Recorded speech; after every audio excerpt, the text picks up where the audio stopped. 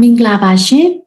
Wild Panda ဆိုတဲ့ reorder question ကိုတူတူပြန်ပြီးမှ practice လုပ်ကြည့်ကြရအောင်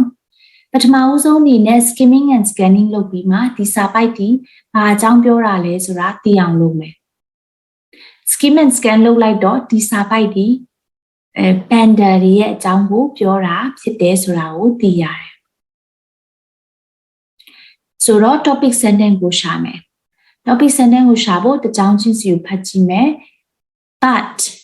topic sentence မဟုတ်နိုင်တော့ဘူး the team found ဆိုတော့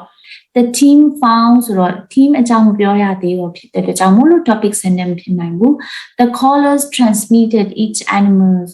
သိမသေးချဘူး we know very little about wild pandas skim and scan လုပ်လိုက်တဲ့အခါမှာဒီစာပိုက်ဒီ wild panda အကြောင်းဖြစ်တာဖြစ်တဲ့အတွက်ကြောင့်မို့လို့ဒီတစ်ကြောင်းဒီ topic sentence ဖြစ်နိုင်တယ် we know very little about wild pandas because they are so rare and live in almost impenetrable forests. Wild panda အကြောင်းကိုသိမသိကြဘူးပေါ့နော်လူတွေကသိမသိကြဘူးတဲ့သူ့ရဲ့အတွဲကိုရှာမယ်ဘယ်ဟာသူ့အတွဲဖြစ်နိုင်တယ်လဲ The callers မဖြစ်နိုင်သေးဘူး but the team found ဆိုတော့ but နော်ဒီဟာသူ့အတွဲဖြစ်နိုင်တယ် but in 2010 and 2011ဒီမှာဒီအချိန်မှာဒီလူနဲ့သူ့ရဲ့ colleagues တွေဟာเนาะသူလို့ခေါ်ခိုင်းဘက်တွေဟာ panda 5 pandas ကိုဒီမှာလက် GPS tracking နဲ့ပတ်သက်ပြီးမှတက်ဖို့ permission ရတယ်ပေါ့permission ရတယ်ဆိုတော့ဒီ panda တွေကိုလေ့လာဖို့အတွက်အခွင့်အရေးရခဲ့လိုက်တယ်ပေါ့เนาะပြီးရင်သူ့ရဲ့အတွက်ကိုထပ်ရှာမယ်ဒီမှာGPS tracking callers လို့ပြောတဲ့အတွက်ကြောင့်မလို့ဒီမှာလဲ the callers ဆိုတော့သူတို့နှစ်ခုအတွဲဖြစ်နိုင်တယ် the callers transmitted each animal's position every 4 hours